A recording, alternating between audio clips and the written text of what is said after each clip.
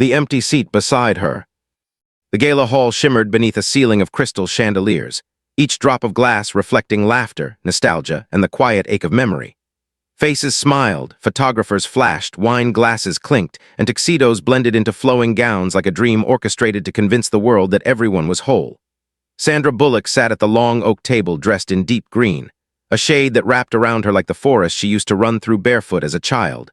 Wild, alive, untamed. The seat beside her remained empty. It was reserved for Keanu Reeves. It always was. Not just tonight, but in life, in every room, every project, every impossible-to-name feeling that pressed against her ribs when she looked back at how many times they had missed each other and how many times the universe whispered, "Not yet." Tonight was different. Tonight was a tribute, not just to their legendary careers, not just to decades of unforgettable films and silent sacrifices, but to something deeper that no director ever caught on camera. Their bond. Their quiet, wordless bond. The MC's voice rolled across the room, naming stars, recalling moments, lighting up memories like a fireworks show of emotion. And when her name and his were spoken together, the applause was thunder. But Keanu wasn't there. She hadn't seen him since the last film festival, 4 months ago in Venice. He had held her hand for a picture, grinned softly when a journalist called them Hollywood's most unbroken connection, and whispered something so gentle it stayed with her through flights, sleepless nights, and sudden tears. "Not every soulmate arrives on time, Sandra, but they do arrive." Then he had vanished. Texts weren't returned. Emails left unread. His team said he was resting. His manager said on retreat. But she knew Keanu. He didn't run unless something was breaking inside. And her gut, her cursed, intuitive gut, told her this time it had to do with her. When the event was over and flashbulbs turned to stars outside the windows, Sandra made a decision. She would go to his house. Not to confront him, not to question him, but because the silence between them was louder than any fight, and if he didn't speak soon, she might carry regrets into eternity.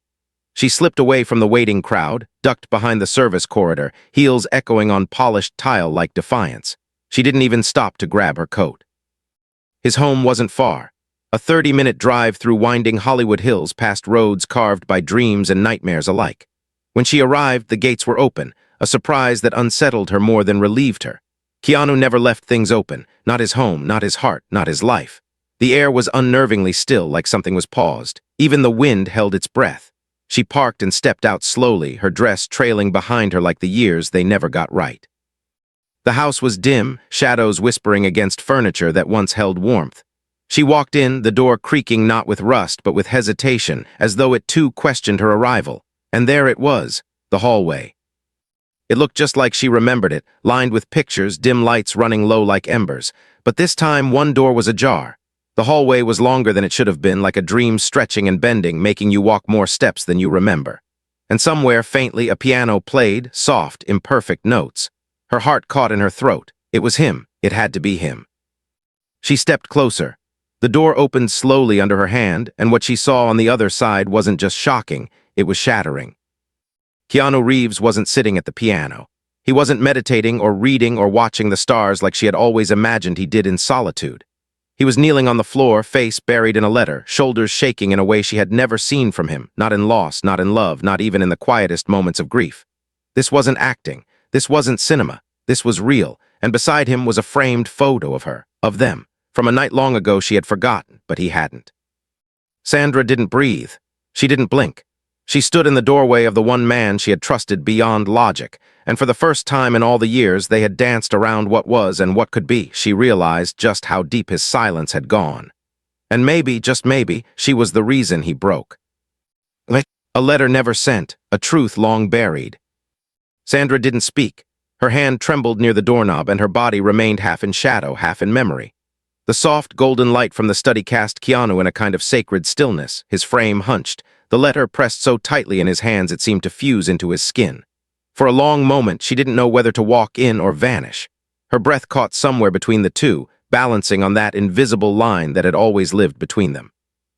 She had seen Keanu Reeves in every possible state, wounded, euphoric, empty, playful, but this version of him, crumbling in the glow of an old photograph and holding words like lifelines, broke something in her so suddenly she could barely stay upright. She took a step forward. The wooden floor creaked. Keanu froze. Slowly, he lifted his head, his eyes red, but not from lack of sleep. They held the storm of someone who'd been carrying a weight so long he'd forgotten what life without it even felt like.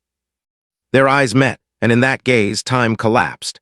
There were no award stages, no red carpets, no misfired romances or years where they disappeared from each other's lives.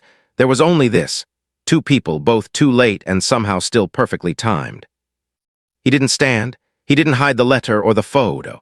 He just looked at her as if he'd been waiting not for her to arrive, but for her to find the version of him that had been trapped in silence for years. "You weren't supposed to see this," he whispered, his voice ragged like fabric torn in grief. Sandra's heart ached at the fragility in his tone, the rawness of a man who had never let the world inside the walls of his pain.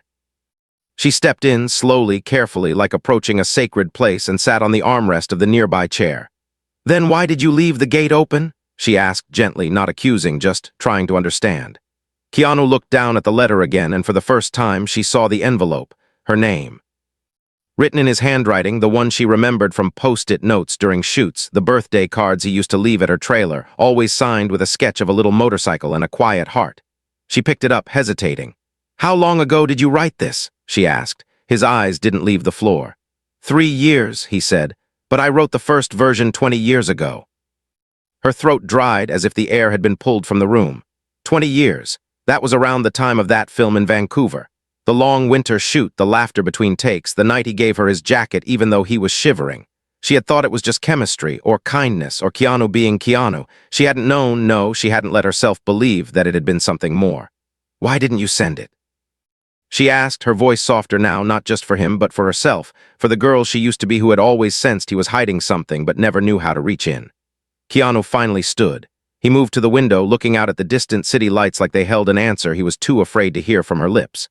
"Because every time I almost did, I'd see you with someone, and you were smiling, and I told myself, don't ruin that. Don't be the ghost that complicates her light." Sandra stared at him, stunned by the confession, and even more stunned by the idea that he had been silently watching her life like an artist studies his muse, not to own it, but to protect it from himself. She opened the letter, not with permission, but with the unspoken knowing between them that it was time. The pages were slightly wrinkled, edges softened from being held, rewritten, folded, and unfolded too many times. The ink had faded in places. Some lines were crossed out, others underlined twice. It wasn't a perfect letter, it was raw, human, trembling with years of emotional restraint finally uncorked. It spoke of missed chances. Of moments he never shared, like the time he flew to her film set, and left without saying hello because he saw her laughing with her co-star and didn't want to confuse her world. Or the day he bought her favorite book in every language he could find, because he said her heart deserved to be read in every accent. It told of the dreams he had, not of fame, not of roles, not of legacy, but of quiet mornings with her, coffee in ceramic mugs, old music playing, no scripts, no press, just peace. At the bottom of the final page, he had written only one line in bold. "If I never say this in person, Sandra, please know, I loved you even before I met you." She couldn't breathe, not in a panicked way, in a soul-stopped, heart-exploding way. Her hands trembled, her eyes filled.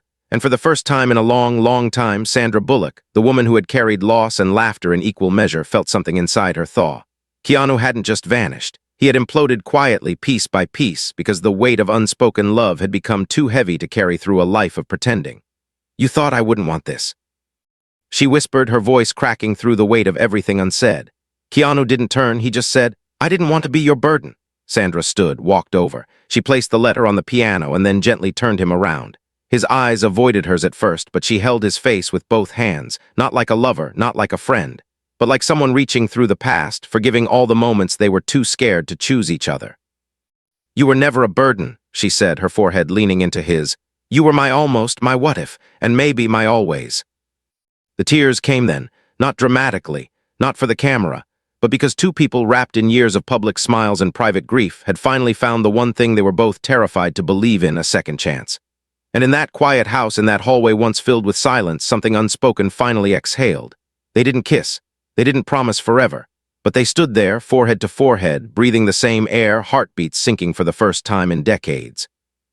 And outside, the stars, always late, always watching, finally aligned. The truth between midnight and morning. The hours between midnight and morning were never meant for sleep. Not for souls like theirs, not on nights like this when silence told a story the world had never heard. They sat in Keanu's study, the air thick with the scent of old books and rain-soaked wood, the piano untouched since the last note he played before breaking open in front of her. The city glowed faintly through the windows, casting pale light over the walls, brushing their faces with soft truth. No one spoke for a while. They just sat close, not touching, not needing to, as if even breathing the same air after all these years of restraint was enough to tip the balance of everything they once left behind. Between them on the coffee table lay the letter she had read and the photograph he had wept over, now resting quietly as if its job was done. Sandra broke the silence first, not with a question, but a memory. "Do you remember that night in Tokyo?" Her voice was low, almost reverent. Keanu looked up slowly, eyes focused on something far away, deeper than the room they sat in. "The rooftop dinner?" he asked. She nodded. "You told me that stars looked different from the other side of the world. I didn't understand what you meant until now." Keanu smiled faintly, the kind of smile that carries ache beneath its surface. "They only look different when you're with someone who sees them too," he said, and Sandra felt her chest tighten. How many moments had passed between them, dressed up as friendship but aching to be more? How many late-night phone calls, wrapped in laughter, had carried an undercurrent of longing neither dared name? She leaned back, curling her feet beneath her, the silk of her dress whispering against the leather cushion. "I always wondered," she murmured, "if we were just too good at pretending it didn't matter." Keanu turned toward her, eyes deep with an emotion that felt older than the years they had known each other. "I didn't pretend, Sandra," he said softly. "I just protected it because I couldn't afford to lose the only honest connection I had in this industry." That word, protected, lingered in the room like incense. It was who he was, a protector, of others, of pain, of his own fragile truth. And maybe she realized he had protected her from himself because he didn't think he was worthy of being someone's anchor. She studied him now, not as the man on magazine covers or the myth Hollywood had made of him, but as Keanu, the flawed, kind-hearted, deeply feeling human who wrote letters he never sent and watched her from afar like a poet writing in the margins of someone else's story. "Did you love her?" she asked suddenly, her voice trembling with the courage it took to ask about the years he spent with someone else. She wasn't jealous, not in the way tabloids would imagine, but she needed to understand the gaps, the pieces that were never spoken. Keanu didn't flinch. He looked down, thought carefully, and replied with the kind of honesty that hurts more because it asks for nothing in return. "I loved her," he said, "but I never felt home with her, not like I did with you. With her I was a guest. With you I was myself." Tears slipped down Sandra's cheek before she could stop them. Not because she needed his love to feel whole, but because she had spent so many years searching for that feeling of home in places that never fit, only to realize it had always lived in moments with him. Like that rainy night, they got lost in New York and ended up in a quiet jazz club with only 5 patrons. Like the morning he brought her homemade bread with her name burned into the crust just because she had once said, "No one ever bakes for me." Like the time he waited outside her hospital room all night when she had a miscarriage and didn't say a word, just held her hand and wept silently when she finally woke up. He had always been there, quiet, solid, unsure of his place but always near. She took a shaky breath and asked the question she had buried under years of what-ifs. "Why didn't you ask me to wait for you?" Keanu's eyes flickered with a sadness that hadn't yet left since she walked through the door. "Because I thought you deserved someone more ready," he said. "I didn't want to tie your light to my darkness." But Sandra leaned in, voice fierce now, burning with years of misplaced strength. "Don't you see, Keanu? I wasn't whole either. I was just good at hiding it. I would have waited. I would have fought. I would have chosen you even if it meant living in a storm, because with you, at least I'd know the rain was honest." The clock ticked somewhere in the background. A faint breeze rattled the windows, and between them a shift occurred, not a loud moment, not fireworks, but something gentler, like a locked door opening, like a thread being tied instead of cut. Keanu looked at her with awe, the kind that makes a man fall in love not just with the person, but with the way they carry truth like a lantern in the dark. "Then maybe," he whispered, "we were never late. Maybe we just weren't finished becoming who we needed to be for each other." She didn't answer. Instead, she reached across the table and held his hand. Not tentatively, not for show, but with the grip of someone who had found her missing piece, not in a climax, not in a grand gesture, but in a quiet room filled with years of silence finally speaking. The clock struck 3 a.m. The world outside remained asleep. But inside that house, inside that sacred space between two people who had spent lifetimes circling the same truth, something had awakened. They didn't plan the future. They didn't label what this was, but they stayed there, hand in hand, hearts open, eyes tired from years of denial. And when Keanu finally whispered, "I'm scared," Sandra simply replied, "So am I, but I'm not walking away this time." And they didn't. Not that night. Not ever again. A house that remembers. By the time morning came, the light creeping through the tall windows carried not just the warmth of a new day, but the weight of two people finally beginning to unburden themselves. The room had changed, not physically, but in the way it breathed, in the way silence no longer hovered like a ghost. Sandra sat on the edge of the old leather couch, Keanu not far beside her, both of them still in last night's clothes, though time no longer followed ordinary rules in that house. The sunlight painted streaks across his face, softening the years, the grief, the pauses that had lived between them. His home was no longer a sanctuary of solitude, but something alive again, a place that remembered laughter, shared soup, and the way she once curled her legs beneath her on that very rug to read lines with him for a film they never did. He offered her coffee, and she followed him into the kitchen as if they had done this 100 times before. And maybe in another life they had. The kitchen wasn't grand, not by Hollywood standards. It was lived in. There were chipped mugs, spices in reused jars, a tea towel draped carelessly over the oven handle, and it all smelled faintly of cinnamon and orange peel. It was a space of grounding, of quiet rituals, of a man who lived alone but never entirely gave up on warmth. She watched him move, the way he measured the grounds without thinking, how he leaned against the counter while the kettle boiled, the tiny creases at the corner of his eyes deepening in the way of someone who had known loss, joy, and the long middle between the two. Sandra stepped closer, arms folded, but her voice was gentle. "Did you always imagine this?" Keanu looked up, puzzled. She gestured at the room, at them standing there, two souls wrapped in something that no longer needed to be named. "This, quiet, this kitchen, you and me." He set the mug down slowly, then met her gaze, the corners of his lips curling upward in that slow, private way that wasn't for cameras. "Every day," he said. "Even when I was with someone else, even when you were busy being someone else's dream, this was always mine." She looked away, not because she was shy, but because hearing that from him unraveled something inside her that had been holding too tightly to years of control. "I was scared too," she admitted. "Scared that if we ever crossed that line, we'd ruin what we had. But now I wonder how much we lost trying to protect something that wasn't even complete." He reached out and brushed a loose strand of hair from her face. It wasn't rehearsed. It wasn't movie perfect. It was honest, like an apology and a promise rolled into one touch. "Maybe we needed to lose some things," he said, "to appreciate the ones worth fighting for." The moment was so tender it almost felt intrusive, as if even the sunlight slowed to watch. But there were no declarations, no sudden embraces, just a slow rebuilding brick by emotional brick, of something they thought they'd buried under the obligations of fame, duty, and timing. Later that morning, he took her through the house, not as a tour guide, but like a man showing someone his truth, one room at a time. There was a study filled with books, every shelf a reflection of his mind, philosophy, poetry, motorcycle manuals, and her memoir hidden halfway in. She smiled when she saw the bookmarked pages, marked in pencil, quiet scribbles in the margin. "You read this?" she asked, picking it up. "3 times, he answered. "I wanted to understand what you didn't say." Her heart ached with the kind of gratitude that doesn't need thanks. The hallway led to a back room she had never seen before, a converted greenhouse now filled with sculptures, some finished, some still trapped in stone. She walked slowly among them, touching one gently. "Did you make these?" Keanu nodded. "It's how I talk when words don't work." She paused at one in the corner, a rough clay bust of a woman's face, unfinished, eyes half-formed but already full of soul. "Is this?" she began, but he didn't need to answer. She knew. It was her. Not the version the world saw, but the one he remembered, curious, open, quietly strong, but always looking for something just beyond reach. She turned to him. "You kept all this hidden." Keanu didn't flinch. "Not hidden, just waiting." The word hung in the air like a breath neither of them was ready to release. And maybe that's what this entire visit had become, a place where things that waited too long finally got their moment in the light. Later in the guest room, Sandra stood by the window staring at the hills, the city beyond, the way life kept moving even when people stood still. "I was going to leave the industry once," she said suddenly, not turning around.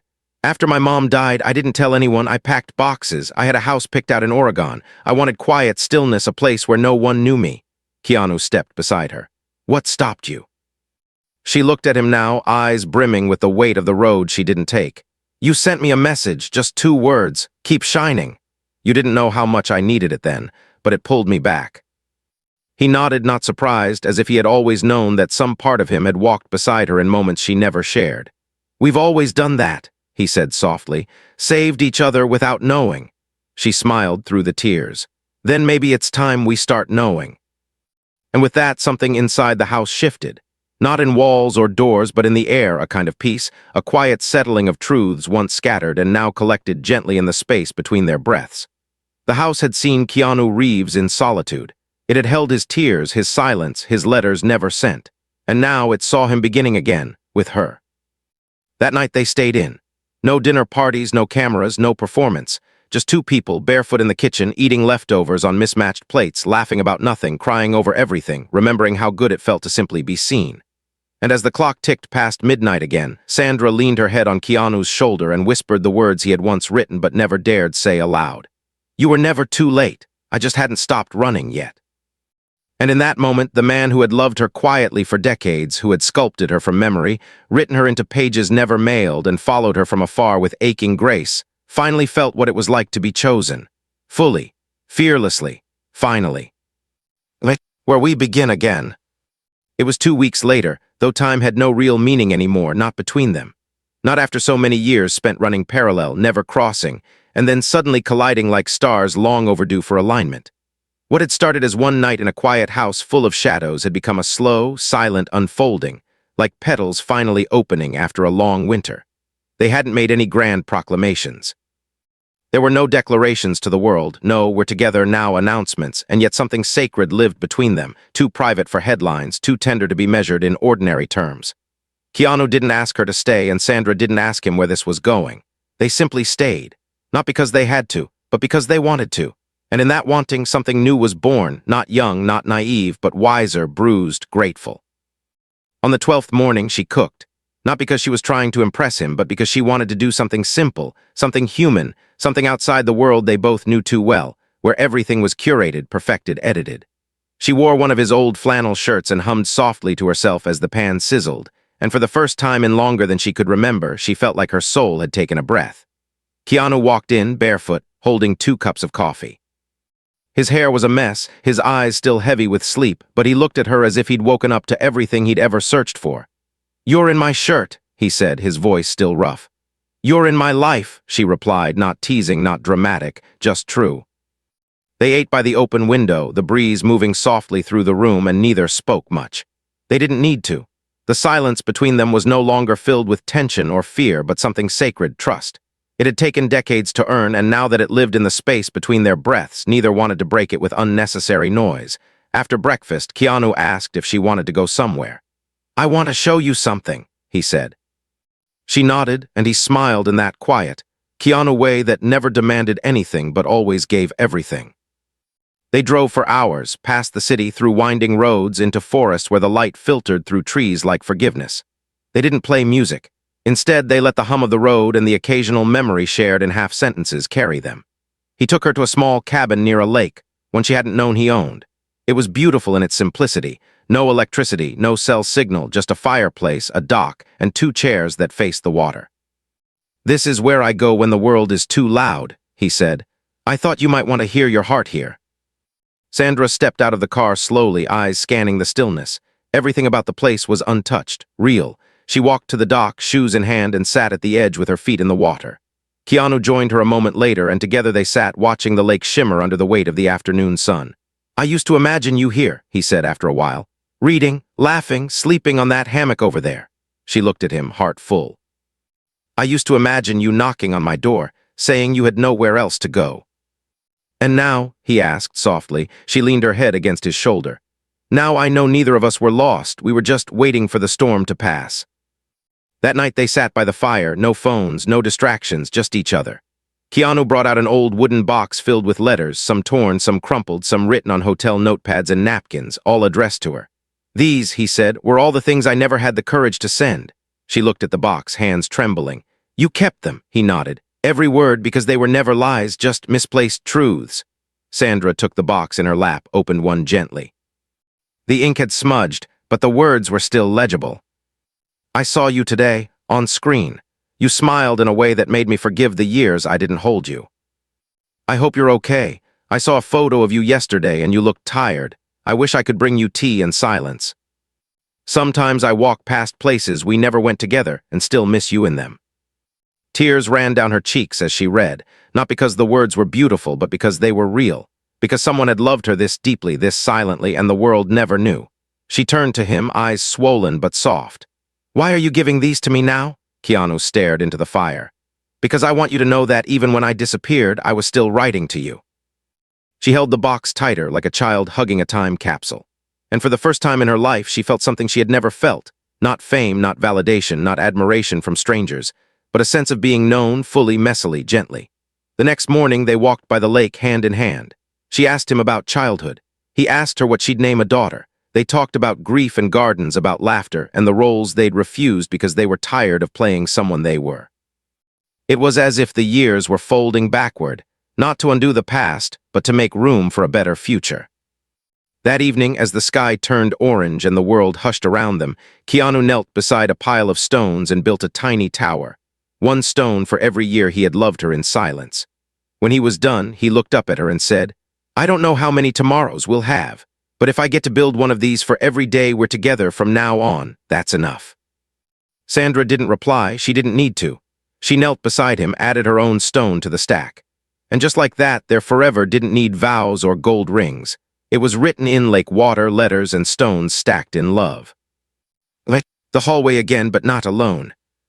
They returned to the house late one evening, weeks after that quiet weekend by the lake, with the smell of pine still lingering in their clothes and silence settled around them like a soft coat they no longer feared.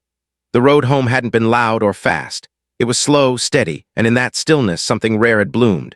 No longer were they drifting through life on separate timelines, bumping into each other only in professional glimmers. This time, the space between them had been filled with presence, laughter, stillness, and finally forgiveness of the past, of themselves, and of all the unlived lives they once imagined alone. The world, with all its noise, might never understand what had shifted between them, but neither of them needed applause anymore. Some love stories are not written for screens or stages. Some are written in the quiet of kitchens, on the back of letters never sent, in the stolen glance during sunrise when no one is watching. That evening, the house felt warmer than ever before. As they entered through the side door, Sandra took her shoes off by habit now, stepping barefoot into the home that once felt like his, but now felt like theirs. The shadows on the walls weren't ghosts anymore. They were echoes of conversations now spoken, of laughter now lived, of confessions once hidden that had finally found light. The piano stood untouched in the corner, the lid still half open, and she walked over to it slowly, not to play, but to run her fingers gently along the keys like brushing the face of something sacred. "Do you still write?" she asked softly, not turning to him. Keanu stepped closer behind her, nodding. "Every morning since you came back." She smiled, her fingers still tracing the ivory. "Will you ever let me read them?" He hesitated only a moment. "I'd rather read them to you." They spent the next few days living simply, breakfasts on the back porch, grocery store runs where no one recognized them because they looked nothing like movie stars, just like two tired people who had finally found a kind of peace the world could never sell. He fixed a broken drawer in the hallway. She rearranged the spices alphabetically, and it drove him crazy in the best way. He taught her how to fix a leaking pipe. She taught him how to dance barefoot in the living room to an old Aretha Franklin vinyl that crackled with age. And every evening, as the sun began to lean against the windows, they found themselves in that hallway, the one where it all began. The same hallway where she had once found him collapsed with a letter. The same hallway where time had frozen just long enough for love to finally catch up. One night, after too much wine and too much laughter, Sandra leaned against the wall and whispered, "I never thought I'd end up here." Keanu turned to her, eyes still smiling. "Here with me?" She nodded. "No, here with you, with me, with everything laid bare." He stepped closer, forehead gently pressing against hers, and said, "We didn't end up here, Sandra. We arrived. That's different." The lights in the hallway flickered softly, warm and golden, like the past had learned to make peace with the present.